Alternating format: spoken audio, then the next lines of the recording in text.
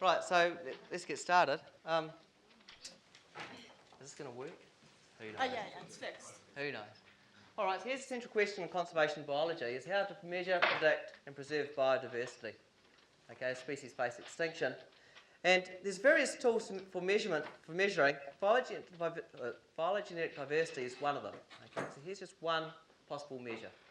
And it's a quantitative tool for measuring the diversity of the collection of species, and it's based on their evolution, how far apart things are. The further apart they are, then the bigger score they get.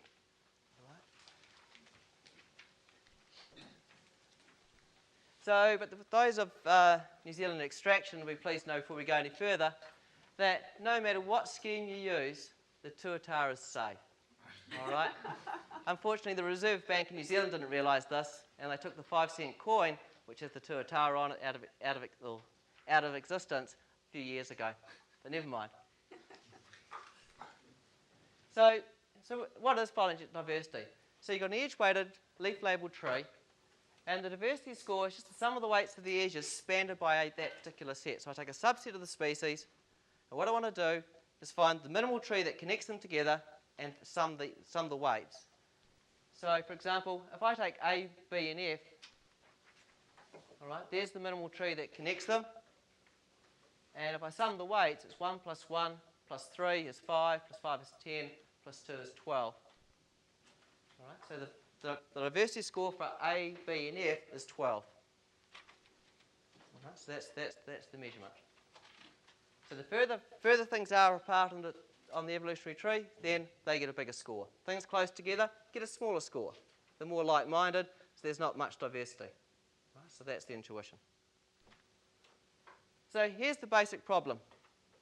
I give you an edge-weighted leaf-labelled tree, and I've got some, don't worry about positive integer k, but I've got some integer k, at least 2.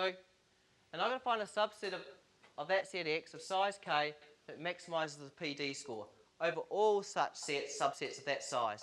So if k could be 5, and I've got some large evolutionary tree, and what I'd like to do is find the biggest, over all sets of size 5, which one gives me the biggest PD score. All right, so that's the basic problem. And there's a really easy way, that's the optimization problem. And it turns out there's a really straightforward and easy algorithm for solving it, and Vardy and Goldman and Steele realised that a couple of years ago, and they did that independently, and it's solvable in polynomial time. But it's better than that. It's just a greedy algorithm. All right, and I'll mention that a little bit later on. But it's a very easy, straightforward algorithm to do it. Perhaps I should mention it now, but what you do is you take two species, find the furthest ones apart, any pair. All right, take those two, and now add one in one at a time. And whichever one that you add, what your selection is for each one, you're going to build this set up, is take the one that adds the biggest PD score. All right, that adds the biggest weight to it. And I just keep increasing. So I get one, then do another. This one gives me the next biggest one, the next biggest one, and I just keep building up the set. All right, so it's a very easy, greedy algorithm. No backtracking, it just works. All right. However, so that's the basic problem, and here's a variation on that problem. So rather than trying to conserve species in isolation, you should do, perhaps do it in areas. Right? So here's a conservation area. Here's a group of species in that particular area. So rather than trying to save individual species in that area, let's do the whole lot. Take one conservation area and try to do the lot at once. All right. And here's one reason why you might like to do that. The most effective way of preserving overall species diversity is by conserving viable populations in the natural habitats, often by designated networks of protected areas. And this happens all the time. There's lots of them just down the road. If you walk down this footpath down here, and they've got a little conservation area where they're trying to maintain a certain area rather than targeting particular species. All right, so what's the problem here? So I've still got an edge-weighted phylogenetic tree, and I've got a collection. Now I've got a collection of protected areas. And this collection are basically subsets of X. All right, they're subsets of X. What's the PD score? Well, I take a subset of this collection of areas, and what I want to do is the PD score of the species sitting inside those areas. All right, so here's an example. Here's a tree, and here's a set of areas. All right, here's one area that's got A and B in it, species A and B. Another area's got C and E. Another one has A, G, and E. So there's 3 conservation areas, all right, and they contain those species. What's the PD score of that set? All right, well, the PD score is, I've got A, B, C, E, and G are in at least one of these areas, and now it's just the PD score of that set. And the PD score of that set is the sum of the weights in the minimal tree connecting them. That turns out to be 18. All right, so the PD of a collection of subsets is just that. Right, so here's the nature reserve selection problem. You're given a tree. I've got a collection of areas containing species in X. I've got this evolutionary tree on set of X of species. I've got a preservation cost. Each area costs money. All right, so I've got some areas be cheaper to look after than others. And I've got this budget B.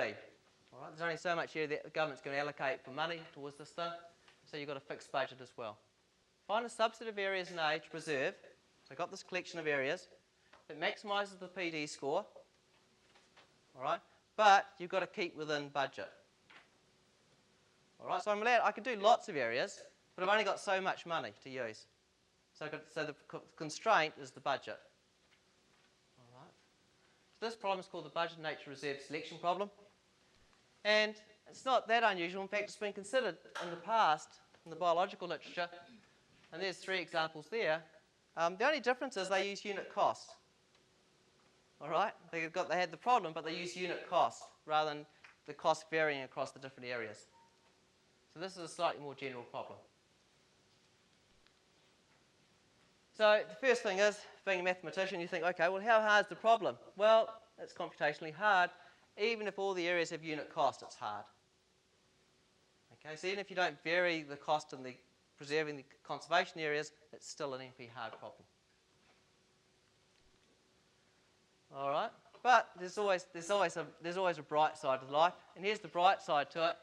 For an approximation algorithm, you can do it. There is a polynomial time approximation algorithm that gets within a factor of 1 minus 1 over e, which is about 63%. All right, so if the answer was, the PD answer, the optimal answer was 20, then I can do it to roughly about 13. All right, I can get at least 13. So I get an approximation algorithm that will give me a score of at least 13. All right, it could be higher, of course. Of course it's higher because the answer was 20. All right, but the algorithm will guarantee to be within at least 63% of the actual answer. All right, and you may say, well, why 63%? Why can't you do 90% or 95%? Well, the answer to that is you can't unless P equals NP. Okay, so that's actually it's a tight approximation algorithm. All right, you can't do any better than that in terms of approximability. So how does the algorithm work? Well, it's a greedy-like algorithm. Initially, the original problem can be solved optimally in a greedy-like algorithm. Well, you do the same idea here in a slightly different way, but it's still a greedy approach. The first thing you're going to do is you're going to look at all feasible solutions for size at most 2. And for technical reasons, you've got to do this initial step. All right, so look at areas. So take 2 areas at a time, subset size 2, look at their PD score. Now, so I've got a list. Take the best one and call it H1. All right. Now what I'm going to do is, for all subsets of A of size 3, all this conservation of size 3, I'm going to build it up in a greedy-like way.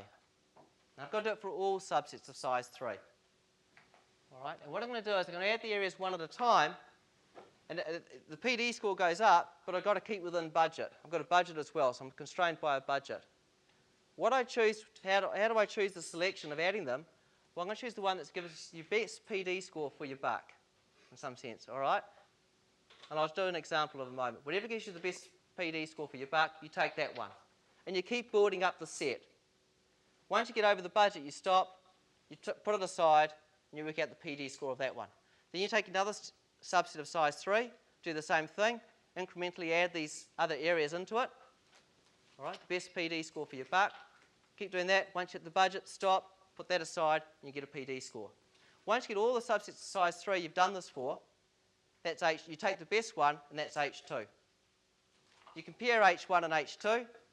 The best one, you take that as your answer. Okay? And that'll be at least 63% of the optimal answer.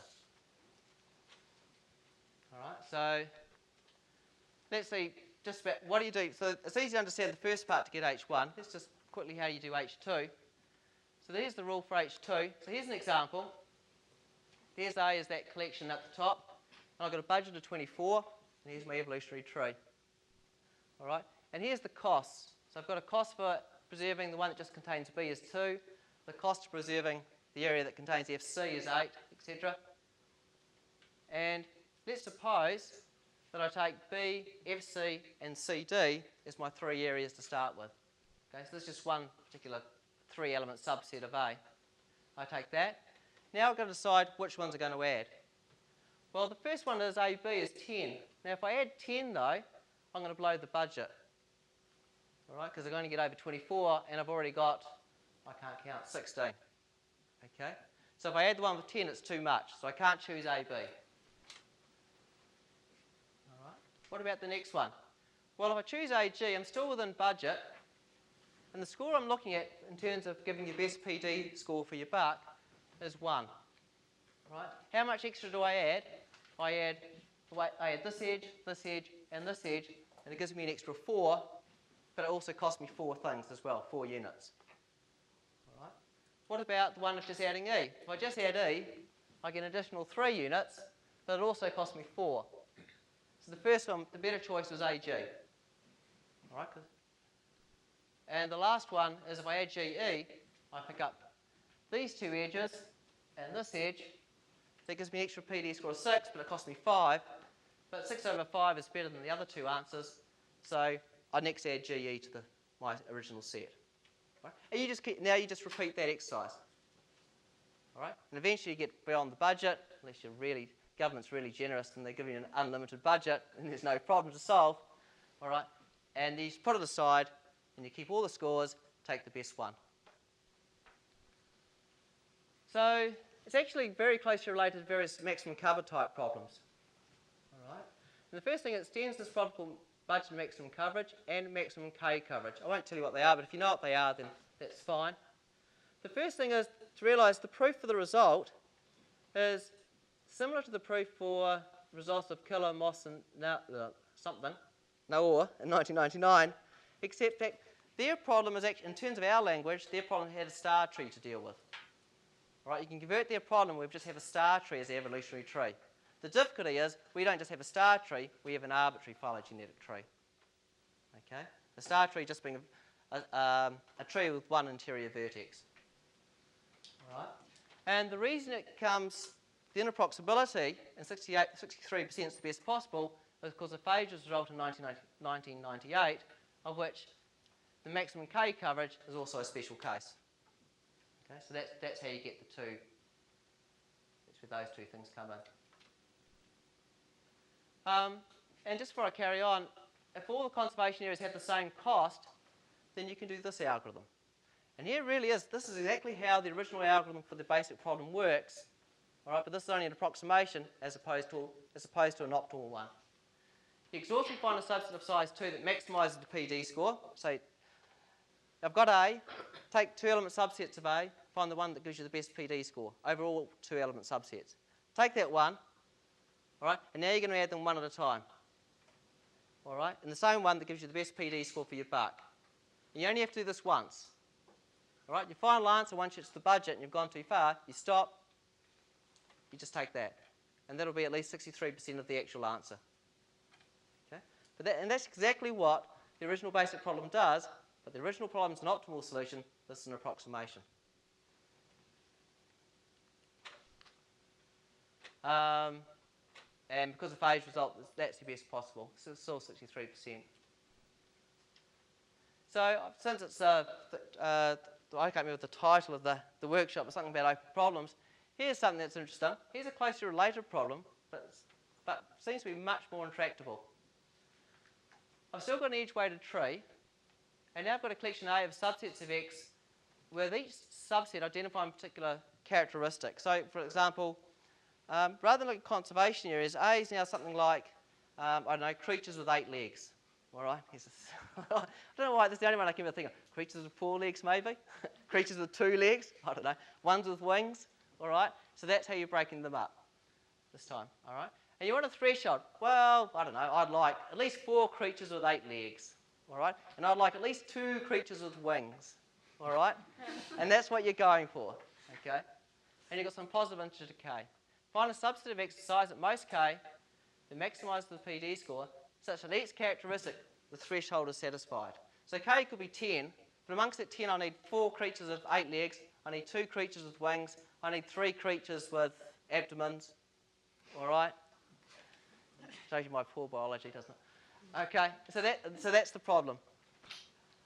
All right, so that's called optimising diversity with coverage. Well, here's some good news. I won't go into the details of the result, but in the most simplistic case, you can find a polynomial time algorithm. And it's a really simplistic case if you start analysing what I've written up there. All right? Most of it's not actually that interesting case, but it does work for that particular case. Here's plenty of bad news, though. It's equivalent to finding whether you've got even a feasible solution. At least with being an RS, you've always quick to find a feasible solution. Here, even to find a feasible solution is equivalent to hitting set.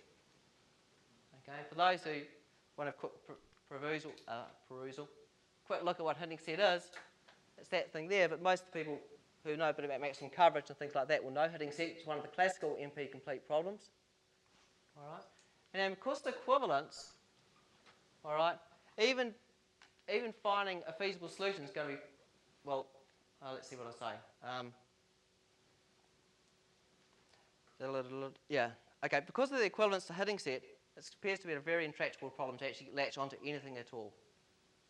Okay, so you're going to have some sphere restrictions on what you can do with it. All right, so there's a problem that very little is known about. Other than it's hard, and in some sense the most simplistic special case of the problem is solvable in polynomial time. All right, but what about everything else in between? Okay, so I'll leave it there.